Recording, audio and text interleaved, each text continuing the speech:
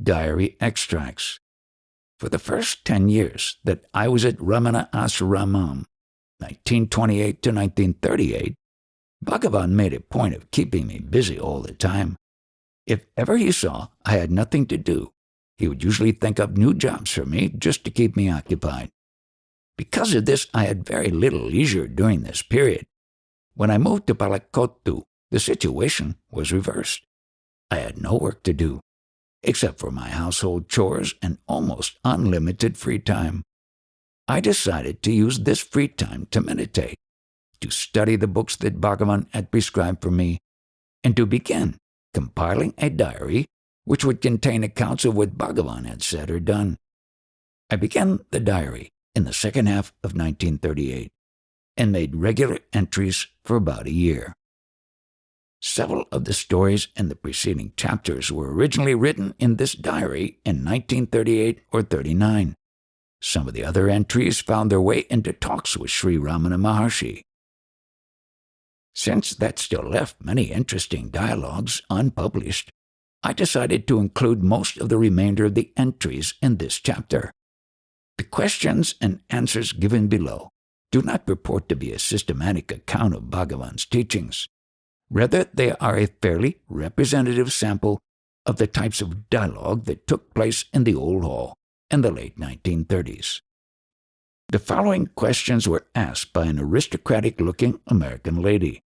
Bhagavan's answers are a succinct summary of his practical teachings. What is the truth that I have to attain? Please explain it and show it to me. What we have to attain and what is desired by everyone is endless happiness. Although we seek to attain it in various ways, it is not something to be sought or attained as a new experience. Our real nature is the I feeling, which is always experienced by everyone. It is within us and nowhere else. Although we are always experiencing it, our minds are wandering, always seeking it, thinking in ignorance that it is something apart from us. This is like a person saying with his own tongue that he has no tongue. If this is so, why do so many sadhanas, spiritual practices, come to be created? The sadhanas came to be formed only to get rid of the thought that it, the self, is something to be newly attained.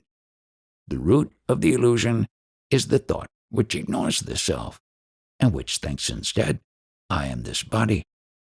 After this thought rises, it expands in a moment into several thousand thoughts and conceals the self. The reality of the self will only shine if all these thoughts are removed. Afterwards, what remains is only Brahmamanda, the bliss of Brahman. Am I now sitting peacefully without the thought I am this body? Is this the state of reality? This state must remain as it is without any change.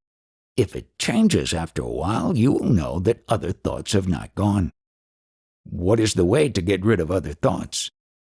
They can only be removed through the powerful effect of inquiry. To whom have these thoughts come? The next day, more doubts occurred to the American lady. She approached Bhagavan again and started to ask more questions. What is the way to see God? Where to see God? First, can you see yourself? If you can see yourself, you can see God. Can anyone see his own eyes? Because they cannot be seen, can one say, I have no eyes? Just like this, though seeing is always there, we cannot see God. To give up the thought that we are alien to God is to see God. The first and foremost wonder in this world is the thought, I am different from God. There is no greater wonder than this. There is a story in Chandogya Upanishad which explains this. A man who was sleeping soundly in his house began to dream. In the dream, somebody came and put some drug in his nose, and then, after blindfolding his eyes and tying his hands, left him in the middle of the forest and went away. Without knowing the path to get back home, he wandered for a long time among the thorns and stones of the forest.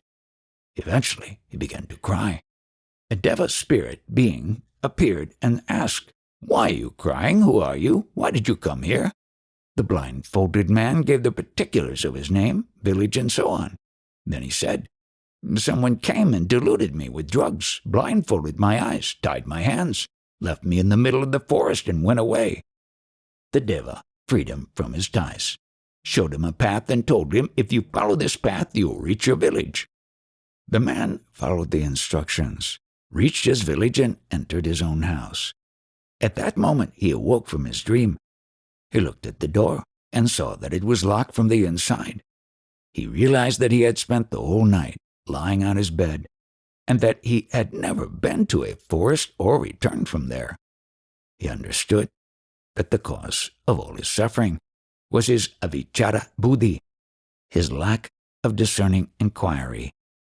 The idea that we are separate from God and the idea that we have to undergo some arduous sadhana to reach Him are as false as the ideas that this man had in his dream. While he is lying comfortably in bed, his imagination led him to believe that he was suffering in a forest and that he had to make a great effort to get back to bed again. One attains God, and one remains in the state of self when the thought of wanting to attain stops. The following questions were put by Maurice Friedman. Sri Bhagavan has written, Uladu Narpadu Anubandham, verse 38, that one should not show Advaita in one's activities. Why so? All are one. Why differentiate? Would you like to sit on the seat that I am sitting on? I don't mind sitting there, but I came here and said the Sarvadhikari and the other people here would hit me and chase me away. Yes, nobody would allow you to sit here. If you saw someone molesting a woman, would you let him go, thinking all is one? There is a scriptural story about this. Some people once gathered together to test whether it is true, as said in the Bhagavad Gita, that a jnani sees everything as one. They took a Brahmin, an untouchable cow, an elephant, and a dog to the court of King Janaka, who was a jnani. When all had arrived, King Janaka sent the Brahmin to the place of Brahmins, the cow to its shed, the elephant to the place allotted to elephants, the dog to its kennel, and the untouchable person to the place where the other untouchables lived. He then ordered his servants to take care of his guests and feed them all appropriate food. The people asked, "Why did you separate them individually? Is not everything one and the same for you?" "Yes, all are one," said the Janaka, "but self-satisfaction varies according to the nature of the individual. Will a man eat the straw eaten by the cow? Will the cow enjoy the food that a man eats? One should only give what satisfies each individual person or animal.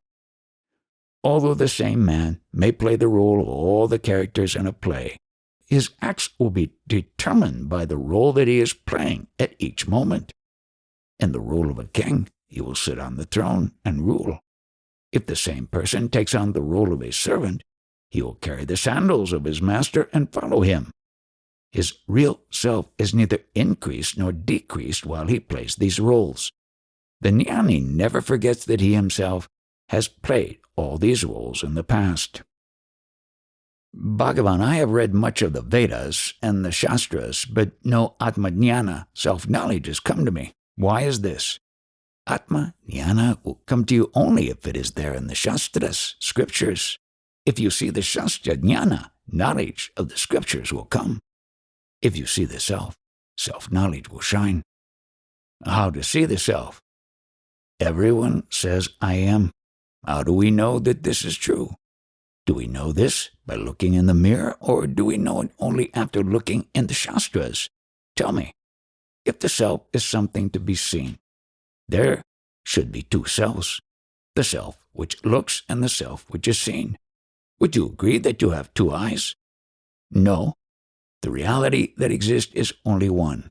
Then how can there be another self which is to be seen? All are seeing the self everywhere, but they do not understand. What a pity! What to do? If the thought I am this body is given up, what is seen is only the self. What am I to do? What is my duty? Now you have nothing to do. Inquire, who am I? Then, when you have found out who you are, if there is still duty, it may be done. One night, a devotee asked Sri Bhagavan, "You have stated that Atma Vidya, knowledge of self, is very easy. How is this Atma Vidya very easy?" As an example of direct perception, everyone will quote the simile of the nelikai placed in the palm of the hand. The self is even more directly perceivable than the fruit on the palm. To perceive the fruit, there must be the fruit, the palm to place it on, and the eyes to see it. The mind should also be in the proper condition to process the information.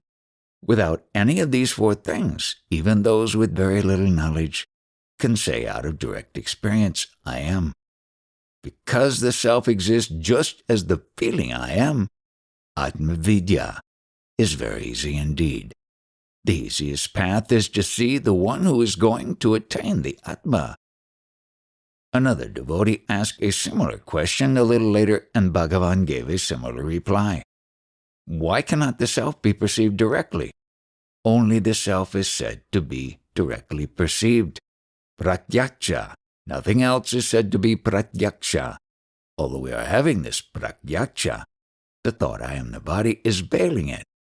If we give up this thought, the Atma, which is always within direct experience of everyone, will shine forth. Sri Bhagavan has stated this so simply, but the thought "I am the body" does not leave us. It is not leaving you because it is very strong. Why and how did that thought come into being? It came into being only through a lack of inquiry on your part. A verse in Kavaya Navanitam gives the same explanation. Because its nature is not determinable, Maya is said to be inexpressible. They are in its grip who think, "This is mine, I am the body, the world is real." O son, no one can ascertain how this mysterious illusion came into being. As to why it arose, it is because of the person's lack of discerning inquiry. If we see the self, the objects which are seen will not appear as separate from us. Having seen all the letters on a paper, we fail to see that paper which is the base. Likewise, suffering only arises because we see what is superimposed on the base without seeing the base itself. What is superimposed should not be seen without also seeing the substratum. How were we in sleep? When we were asleep, the various thoughts such as "this body," "this world," were not there. It should be difficult to identify with these states, waking and dreaming, that appear and disappear. But everyone does it. Everyone has the experience, "I always am." In order to say, "I slept well, I awoke, I dreamt," when unconscious I knew nothing, it is necessary that one exists, and knows that one exists in all these three states. If one seeks the self, saying, "I don't see myself," where can one find it? To know that everything we see is the self, it is enough that the "I am the body" thought ceases to exist. What is satsang? Satsang means only atmasang, association with the self. Only those who cannot practice, that are to practice being in the company of realized beings or sadhus. When does one get the company of sadhus? The opportunity to be in the company of a Satguru comes effortlessly to those who have performed worship of God, japas, tapas, pilgrimages, etc., for long periods in their previous births.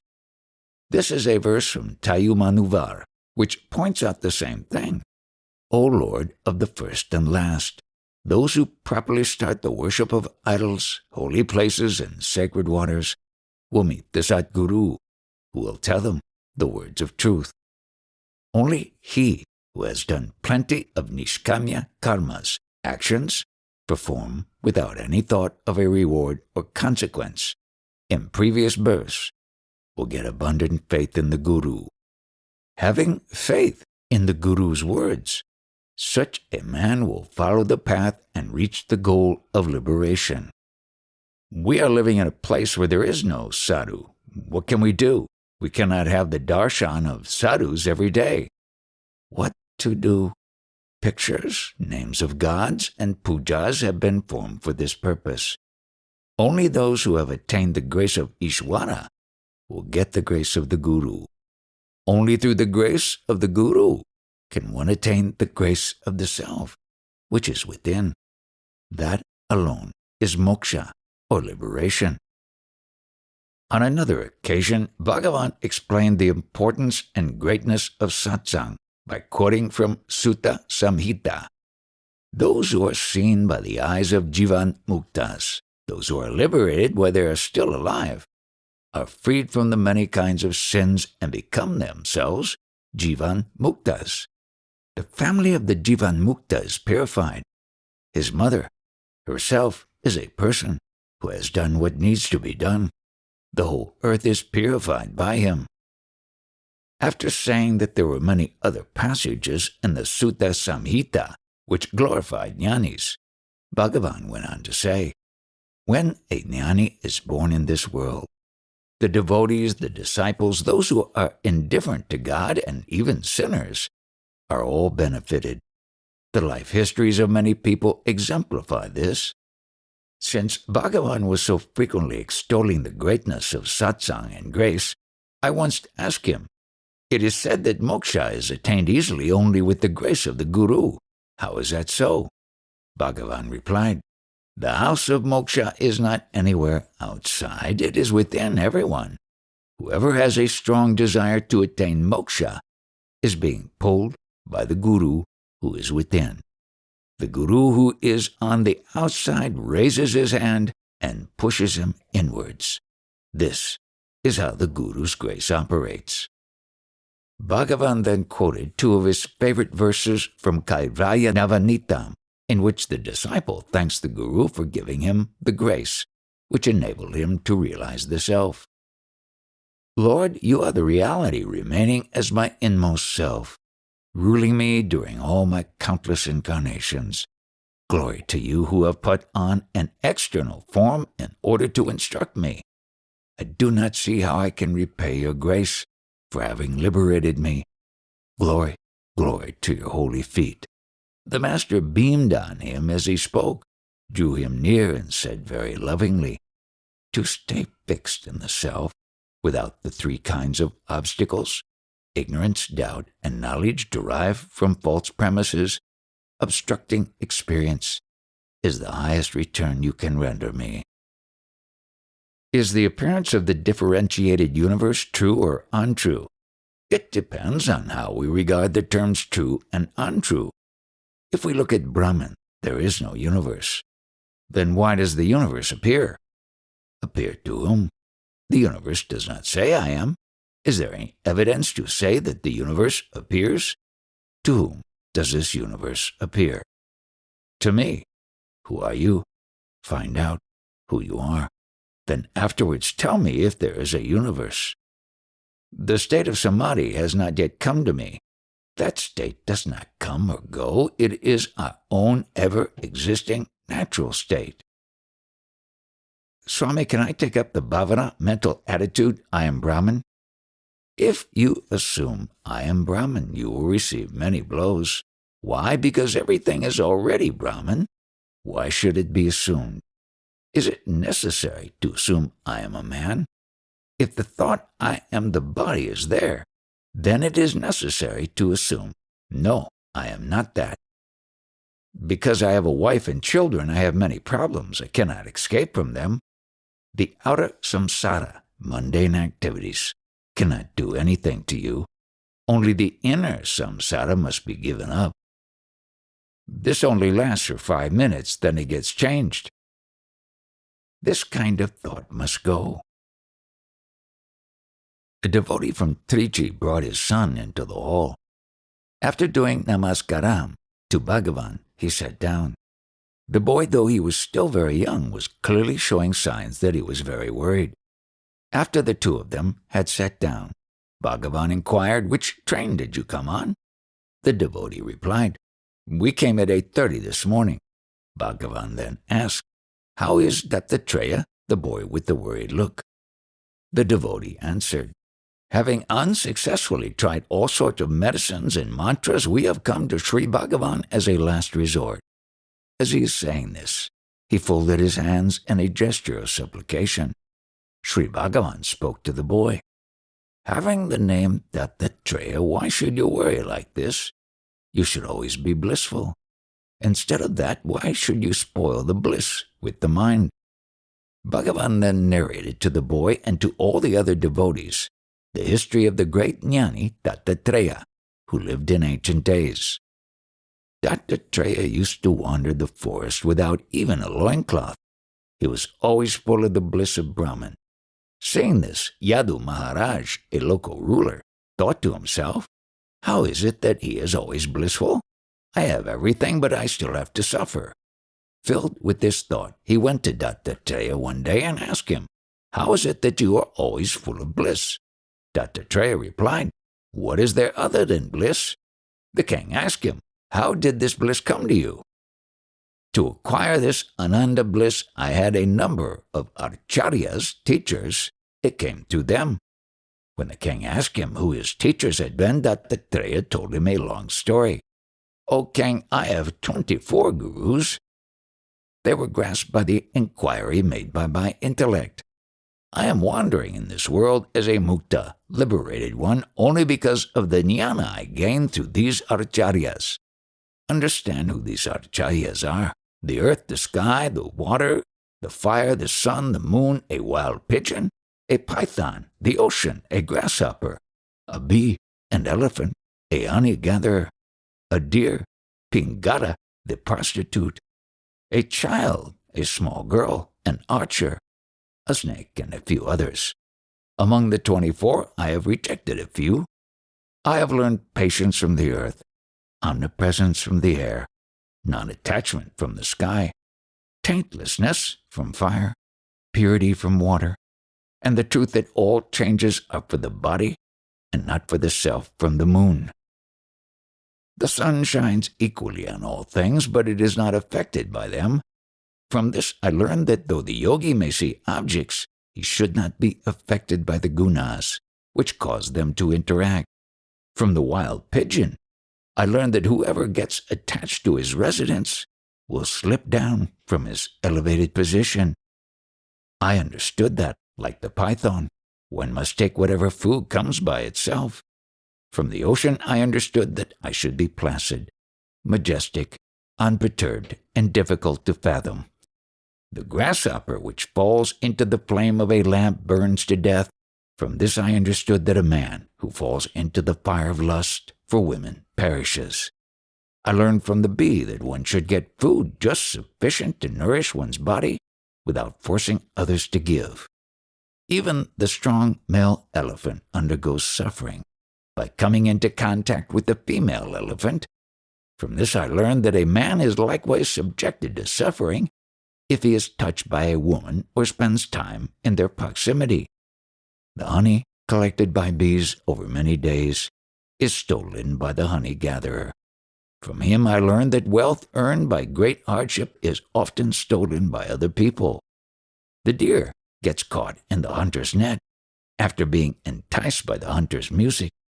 Similarly, a sannyasin will fall into bondage if he gives way to moha, delusion caused by desire. Therefore, from the deer I understood that a sannyasin should not take notice of sense objects. Unable to conquer its tongue, the fish dies after getting caught on the hook. I learned from the fish that anyone who does not conquer his tongue, that is, his desire for tasty things, will suffer. One must conquer the tongue. Pingala, the courtesan, after nicely decorating herself, was once strolling about while she was waiting for a lover who had promised to bring her money. When he didn't turn up, she became very sad and dejected. Her face turned pale, and her mind was distressed. She investigated the cause of her distress and understood the painful nature of petty pleasures. When she found that the source of all happiness is the Supreme Self, she attained vairagya, detachment. By worshipping the Supreme Self as her husband, she attained the true happiness of jnana. From Pingala the courtesan, I have learned that there is no happiness in anything external, and that the only worthy attainment is the happiness of the self. I have learned from the child that one should be oblivious to honor and dishonor. Now I will tell you a story of the small girl. At a time when her parents were not in the village, a number of people came to take her in marriage. She wanted to feed them, but when she started milling the paddy by herself to get rice to cook for them, she became shy because her bangles were making a lot of noise. After removing one from each hand, there was no further noise. From this act of the small girl, I understood that a yogi should remain alone. From the arrow maker, I learned that one should be one-pointed in one's aims. The snake lives happily in the hole made by the rat. From that snake, I learned to live happily in others' houses. I have a 25th guru. That is my body.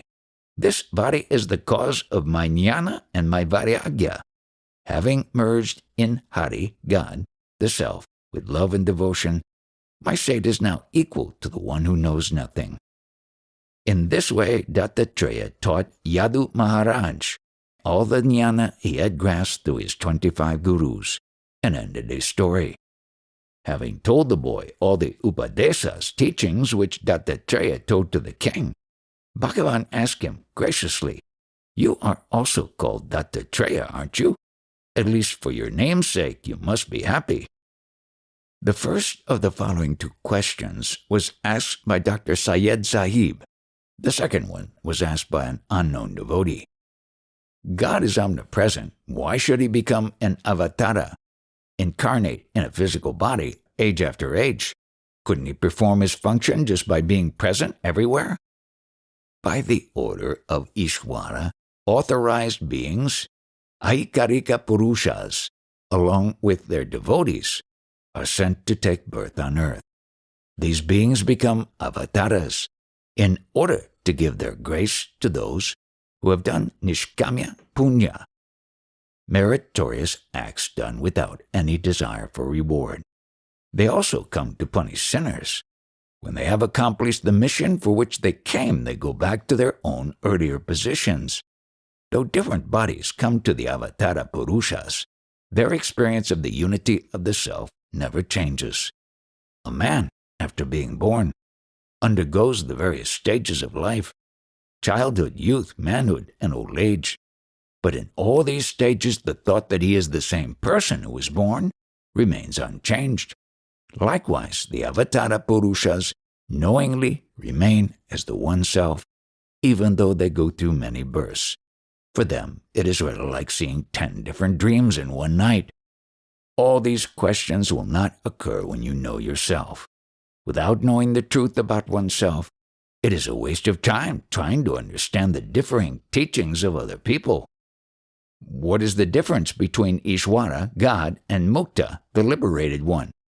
Ishwara and the Jnani are one and the same, except that the Mukta was at first forgetful of the self. Later, by the strength of his practice, he eventually came to know the self. For Ishwara, it was not like that. Being the eternally liberated Nitya Mukta, God is performing the Panchakriyas, the fivefold functions of creation, preservation, destruction, veiling, and grace. Because of this, his vritti, functioning, is called Brahmakara vritti, activity in the form of Brahman.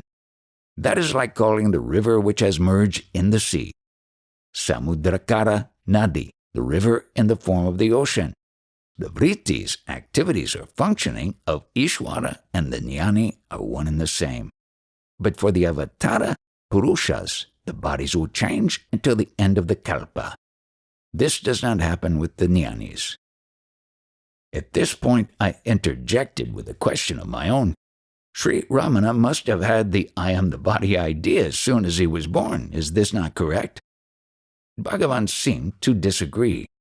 Sri Rama first gave darshan to Kausalya, his mother, as Vishnu. Only then did he take avatara. Later, when Rama was in the forest, he was wandering everywhere searching for the kidnapped Sita.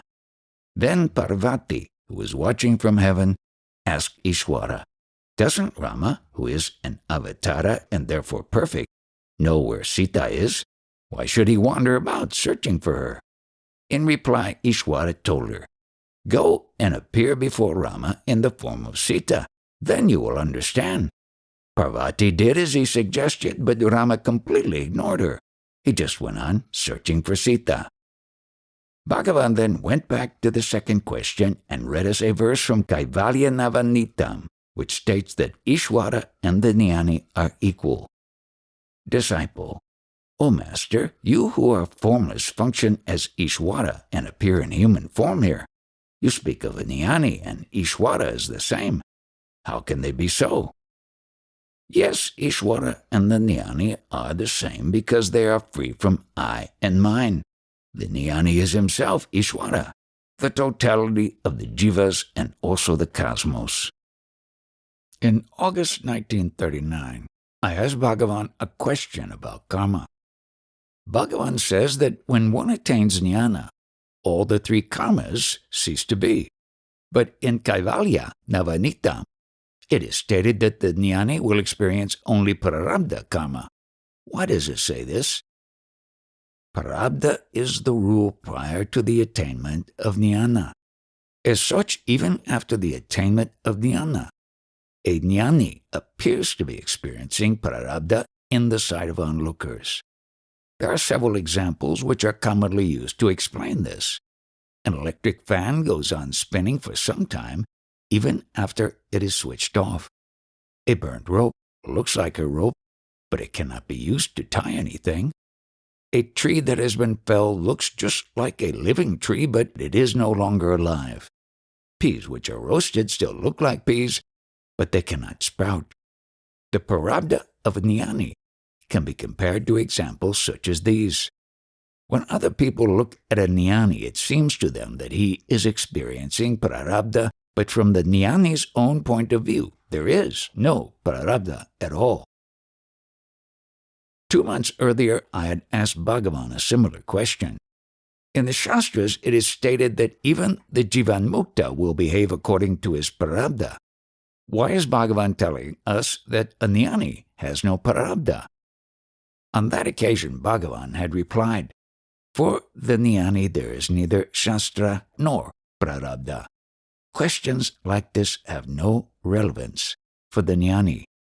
All these rules in the Shastras were created only for the ajnanis, those who are not jnanis. Let me give you an example. Let us say that a man has 3 wives. When the man dies, who will agree with us if we say that only 2 of his former wives are widows? Is it correct that all 3 of them are widows? Likewise, for the jnani, all the 3 kinds of karma are non-existent. Prarabdha is only for those who see this problem and ask questions about it. Bhagavan was frequently asked questions about the state of the jnani. He quite often gave evasive answers or asked the questioner to find out who was asking the question. But I can remember one occasion when he volunteered some information himself without being asked by anyone. While he was looking at a small child in the hall, he suddenly remarked, one can obtain the bliss of Brahman only when the mind becomes pure and humble, like this child's. This prompted me to ask, what is the difference between a child and a jnani? Sri Bhagavan replied, the child is an ignorant child because of ajnana, whereas the jnani is a wise child because of jnana. Some time later, a devotee asked Bhagavan, why does a jnani appear to bestow his grace on some people and show anger to others? Why does the jnani not correct all those who come to him? What is it that the jnanis work for? The maturity and past karma of each sadhaka is different. Because of this, jnanis must speak in different ways to different people. Then he quoted 5 verses from Kaivalya Navanitam. O Master, who are bliss incarnate, how is it that God, who is impartial, advances a few and degrades others? The Master replied, he is like the father who encourages his sons who are on the right path and who frowns on the other sons who are going in the wrong direction. know that it is very merciful to punish the erring and turn them towards righteousness. O sun, whose fetters of worldly life are broken, the celestial wish-fulfilling tree, fire, and water protect those who seek them by fulfilling their desires, keeping them warm and quenching their thirst. So also Ishwara is kind to his devotees and not so to others. Now think well and judge whose fault it is. My son, the jivas are unlimited, and their actions are also similarly unlimited. In 3 sections, Kama, Upasana, and Jnana, the beneficent Vedas prescribe according to the aptitudes of seekers, with preliminary views succeeded by final conclusions, as flowers by fruits. Those fools head for disaster who, in their ignorance, attribute to God the 6 evils: lust, anger, greed, delusion, conceit, and jealousy, which are of their own making. But the wise will gain untainted deliverance by recognizing that the same evils are of their own making, and not God's. My boy, hear me further. The activities of the sage are solely for the uplift of the world. He does not stand to lose or gain anything. The Almighty, who is the only store of grace for the world, is not affected by the merits or demerits of the beings in the world.